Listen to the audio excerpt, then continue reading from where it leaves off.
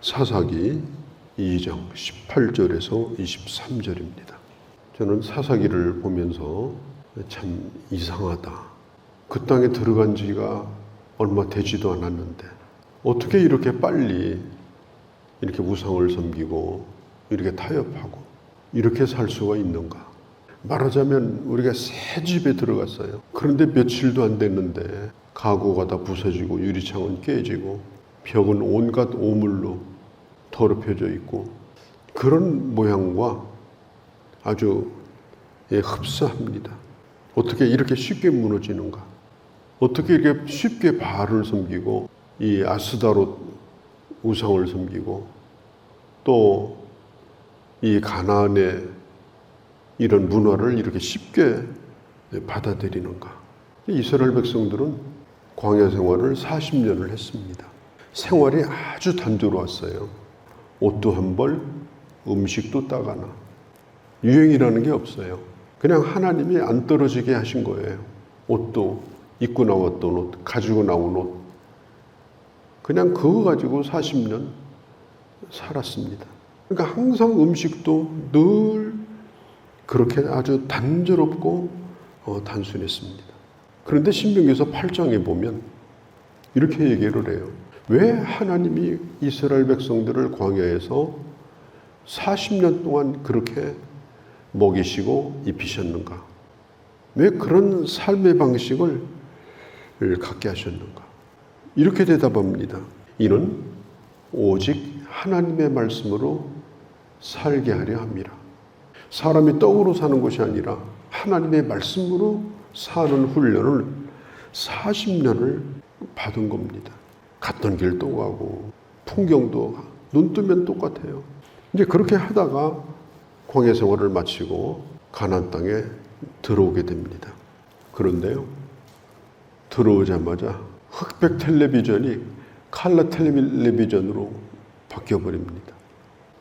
칼라로 바뀌니까요, 완전히 세상이 바뀌어버리더라고요. 이스라엘 백성들이 지금 그런 거예요. 가나안이라고 하는 땅은 완전히 색깔이 달라요. 그리고 이스라엘 백성들이 쭉 모여 있는데 아주 촌티가 줄줄 흘러요. 보기만 해도 웃음이 나올 정도입니다. 가나안 사람들이 지나다니면 그렇게 세련되고 뭔가 멋있어 보이고 컬러풀하고 아주 괜찮아 보이고. 그러니까 이스라엘 백성들이 이 가나안의 문화를 접하자마자 그냥 정신이 완전히 이렇게 혼미해질 정도로 그런 충격을 받습니다. 자, 이러면 무슨 생각을 해야 되겠어요? 야, 이거 정신 차리고 살아야 되겠구나. 이게 지금 보통 큰 일이 아니구나. 그렇게 단단히 이게 마음을 먹어야 되잖아요. 그런데 거기에 매력을 느껴요. 거기에 익숙해져요. 점점점 빠져가요. 이 문화라고 하는 것은요, 우리가 살아가고 있는 이 환경이 문화입니다. 마치 공기와 물과 같아요. 이 공기와 물이 어떻게 저런 데서 사냐 할 정도로 안 좋은 데서 사는 분들이 있잖아요. 그분들은 아무렇지도 않아요. 이 사람은 아주 이 적응에 뛰어난 존재입니다. 우리가 흔히 그런 얘기를 하죠. 시대정신.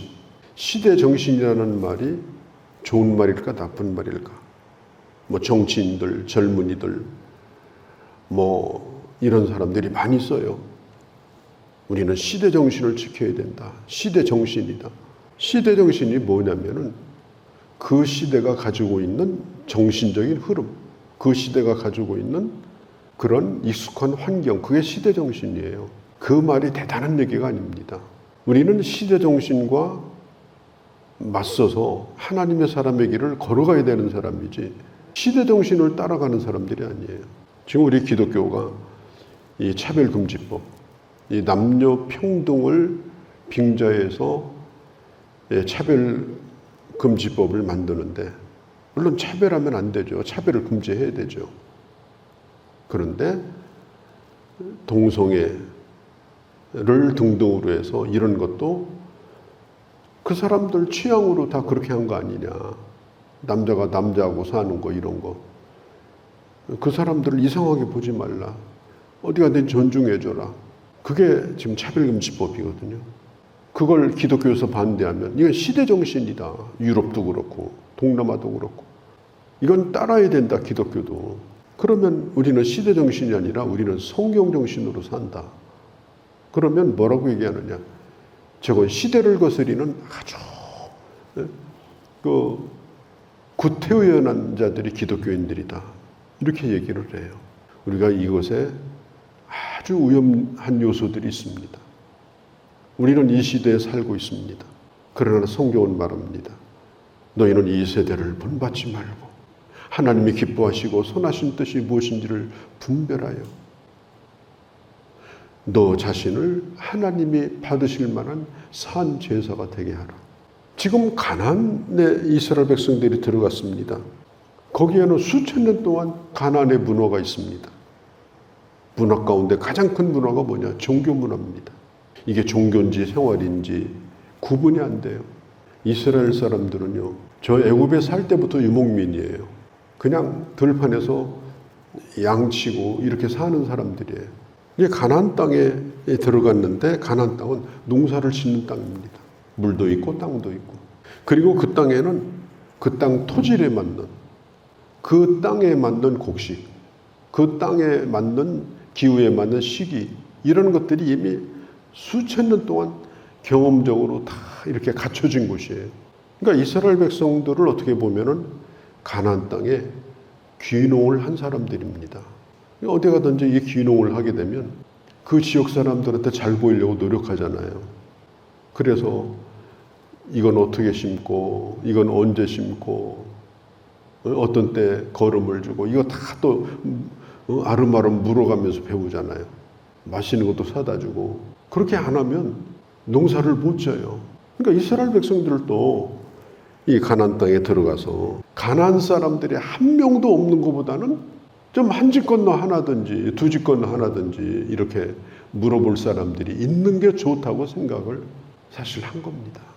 그래서 그들을 아주 몰아내는 것을 이스라엘 백성들이 원치를 않았어요.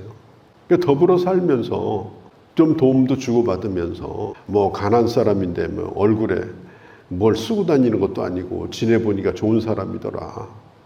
뭐 이런 거 있잖아요. 이러면서 아주 급격하게 이스라엘 백성들이 가나안의 영향을 받습니다. 이 농사라고 하는 게요, 뭐하고 관계되는가 하면 미신하고 관계가 돼요. 우리 옛날 달력에 보면 한 달에 2번씩 절기가 있습니다. 그 절기가 전부 농사하고 관계가 있어요. 무슨 우수니 경첩이니 그러면 우수 때는 뭘 준비하고 경첩 때는 뭘 준비하고, 또 오늘인가요? 벌써 입추가 왔어요. 입추 때는 뭘 준비하고, 날이 더워도 이제 가을 준비 또 하는 거예요. 그래서 이렇게 계절보다도 이 절기가 좀 빨라요. 왜? 다 준비하는 겁니다, 이게. 우리 아버지도 옛날 제 어릴 때 달력에 항상 여러 가지 적어놨어요. 뭐 심은 날 거름 줄 때 뭐 이런 거 다 이렇게 적어놔요. 그 달력을 보고 농사를 지셨어요. 그러니까 이스라엘 백성들은 이걸 몰라요. 가나안에 들어가서. 또 뭐 하기 전에 물 떠놓고 절하고. 근데 물어볼 거 아니에요. 왜냐 그러니까 이거 하는 거라고 옛날부터. 그러면서 이 농사를 잘 지게 하는 풍요의 신인 바알도 받아들이고 이러면서 아주 급격하게 이 가나안화가 된 것입니다. 자, 우리는 이 세상 살면서 세상 사람 도움 안 받아요. 예수 안 믿어도 좋은 친구들이 얼마나 많아요. 또 살다 보면 아주 얼마나 세련되고 나도 저런 문화를 즐기고 싶다. 그런 문화에 대한 욕구들이 있지 않습니까? 내가 아무리 이 세상에 오래 살아도요, 예수 안 믿는 사람이 이 세상 토박이고 믿는 우리는 꼭 기농해 온 사람처럼 영 그래요. 오래 살아도. 제가 이 동네에 와서요 30년 이상을 살았어요. 제 일생에 이렇게 오래 산 데가 없어요. 그런데요, 지금도 여기가 객지예요. 나보다 1년이건 2년 먼저 온 사람들이 텃세를 해요. 교회 주변도 마찬가지예요. 내가 산 지가 오래됐는데도 몇 년 더 살았다고 텃세하고 있어요. 그게 세상이에요. 우리는 항상 낯선 세상에 사는 겁니다. 그렇기 때문에 그러나 또 영향을 주고받는 겁니다. 이게 우리 고민이에요. 이런 세상 가운데 살면서 내가 예수 믿는 사람으로 어떻게 살아야 되나? 예수 믿는 사람으로 어떻게 믿음에 성공을 할 수 있겠는가? 좀 잘해보려고 하면 좀 별나다, 아주 특별하다. 가까운 가족들에게 좀 그런 얘기를 듣고, 하나님이 기뻐하는 믿음의 사람이 누구냐? 새벽마다 나와서 하나님 나 선교사 되게 해주세요. 5대양 6대주를 다 품고 살게 해주세요. 그런 사람이 아닙니다.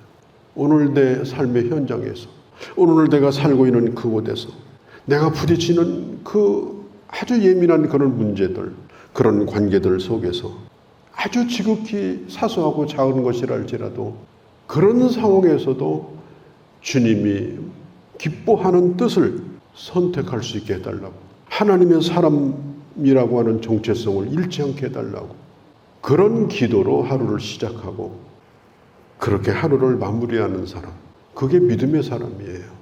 그게 믿음으로 잘 사는 사람이에요. 이스라엘 백성들이 아주 하나님을 갖다 버리고 우상만 섬긴 적이 없어요. 절기는 절기대로 항상 지켰어요. 때가 되면은 예물 가지고 와서 하나님을 예배해요. 겉으로는 적어도 그랬습니다. 안식일도 잘 지키고요. 그런데 문제가 뭐냐? 그들이 이렇게 마음이 기울어져 있는 거예요. 마음이 이렇게 기울어져 가지고 세상을 의지하고 세상을 바라보고 그걸 사모하고 닮아가고 그런 스타일로 살아가는 거예요. 그러니까 하나님께서 이걸 상당히 심각한 문제라고 생각을 하시고 오늘 이 말씀을 주신 것입니다. 오늘 20절에서 23절에 보면 이렇게 얘기해요. 왜 하나님이 가나안 땅을 다 점령하지 않게 하셨나? 하나님이 여호수아에게 얼마나 큰 능력을 주셨습니까? 또 여호수아와 함께 싸웠던 그 젊은이들이 얼마나 대단했습니까? 그런데 가나안 사람들을 왜 못 물리쳤겠어요?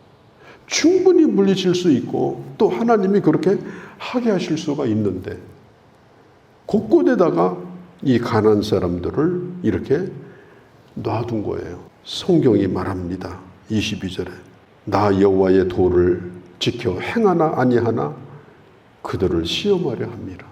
정말 하나님의 사람으로 살고 있는지 살고 있지 않는지, 이 시험한다는 말은요, 안에 들어있는 것을 꺼내본다는 뜻이에요. 그러니까 겉으로는 아무 문제가 없어 보여요. 아주 그럴듯해요. 성자와 같고 천사와 같아요. 그런데 문제가 뭐냐? 속에 있는 걸 꺼내보니까 이건 실력이 영 없는 거예요. 그러니까 하나님께서 이스라엘 백성들을 가나안 땅을 축복으로 주셨지만 그 가나안이라고 하는 그 땅에서 정말 겉과 속이 똑같이 모든 것을 다 기울여서 하나님을 사랑하고 제사장의 민족으로 사는가 살지 않는가 그 테스트 하려고 이 가나안 사람들을 남겨주셨다는 거예요. 그래서 크고 작은 전쟁이 계속되는 겁니다. 그 다음에 그 하나하나가 다 중요한 거예요. 오늘 주어진 싸움이 중요하고 오늘 내 눈앞에 있는 문제가 중요한 겁니다. 그 땅에서 잘 먹고 잘 살고 오늘은 10가마니 했는데 내년에는 열심히 농사져가지고 20가마니 하고 그게 목적이 아니고요. 그 땅에서 하나님의 사람으로 사는 그것을 하나님이 보고 싶어 한 것입니다. 날마다 싸워 이기게 하시는 거예요. 하나님 앞에 구하는 거, 하나님의 지혜로 살아가는 걸 훈련시키는 거예요. 그렇게 해서 하나하나 소중하게 만드는 겁니다. 거저준 땅이니까 잘 먹고 잘 살자. 그건요, 뭐하고 똑같은지 아세요? 돼지에게 먹을 거 한 덩어리 던져준 것하고 똑같아요. 그거 꿀꿀거리고 그거 먹는 거 그게 아름다운 게 아닙니다. 그러다가 진주를 하나 던져주면요, 돼지는 진주를 안 봐요. 이게 뭐야 이게? 씹었다가도 뱉어버려요. 그러니까 하나님이 주신 정말 소중한 것들을 내가 너무 세상에 익숙해져 버리면 진주도 다 짓밟아버려요.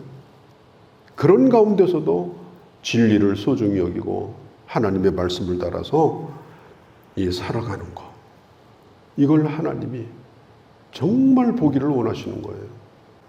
저는 목회자니까 교회 부흥을 원합니다. 그러나 교회가 숫자적으로 부흥되지 않는 것에 대해서 저는 큰 근심하지 않습니다. 큰 근심은 뭐냐? 오늘 그 사람이 믿음으로 못 살고 엉망으로 사는 거. 우리 교회 나온 지 오래됐는데 만나보니까 아주 형편이 없는 거예요. 완전히 세속적인 사람이에요. 내가 쏘은 거예요. 그런 걸 볼 때 근심이 되는 거예요. 그런 사람들을 1000명, 10,000명 모아놓으면 뭐합니까? 아무 소용없는 거예요. 아무리 말씀을 들어도 변화가 안 되고, 어제나 오늘이나 영원토록 동일하신 그런 분들이 교회에 쭉 앉아서 설교할 때마다 저를 노려보고 있다면 정말 이것은 최악의 상황 아니겠습니까? 그러니까 숫자가 얼마나 나오게 없어서 이 빈자리에 채워주옵소서, 지금 그게 문제가 아닙니다. 교회에 나와 있는 한 사람 한 사람이 정말 하나님의 사람으로 자기 정체성을 가지고 믿음으로 사는 거, 그렇게 살지 못하는 게 하나님의 근심이에요. 큰 건물 못 져서 근심이 아니고요. 왜냐하면 이 교회라고 하는 건 가족하고 똑같아요.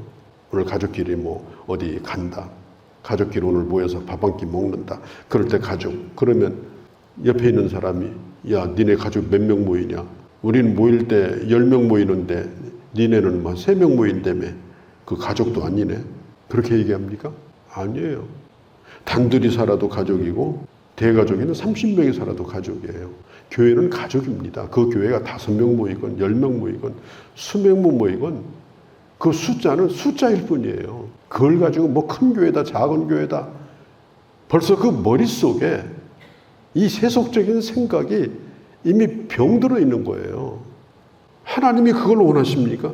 아니에요. 그 가족이 정말 아름다운 서로 사랑하고 하나 되어서 수가 진큼 많은 게 무슨 상관이 있어요? 그 집이 무슨 몇 평에 사는 게 무슨 상관이 있어요? 몇 평 사니까 좋은 가족입니까? 아니에요. 주님이 교회도 그걸 원하신다는 걸 아셔야 됩니다. 하나님의 슬픔은 규모가 아닙니다. 숫자도 아닙니다. 그 한 사람 한 사람이 주님을 사랑하고 또 서로 사랑하고, 그리고 하나님의 사람으로 사는 것.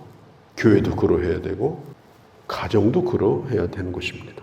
그런 과정을 통해서 문제를 하나하나 풀어가면서 실력도 늘어나고, 그리고 하나님의 사람다워지는 정체성도 더 분명해지고, 그렇게 하게 될 때 내 삶이 진정한 하나님의 축복의 땅이 되는 겁니다. 날마다 이런 은혜를 누리시기를 바랍니다. 걸어가신 우리 아버지, 오늘도 저희들을 사랑하셔서 오늘 이 아침에도 부르시고 주의 말씀을 들었습니다. 왜 남겨두셨는지, 왜 문제가 있는지, 왜 옆에 사람이 나를 괴롭히는지, 하나님 저거 없애주옵소서가 아니라 어떻게 그런 가운데 하나님의 사람으로 내가 사는지, 그걸 이기고 하나님만 섬기는지, 세상을 사랑하지 아니하고 하나님을 사랑하며 주 안에 형제를 사랑할 수 있는지, 하나하나 실력을 키워가면서 하나님이 주시는 그 놀라운 약속과 풍성함을 영적으로 누리면서 살아가는 저희가 되게 하여 주옵소서.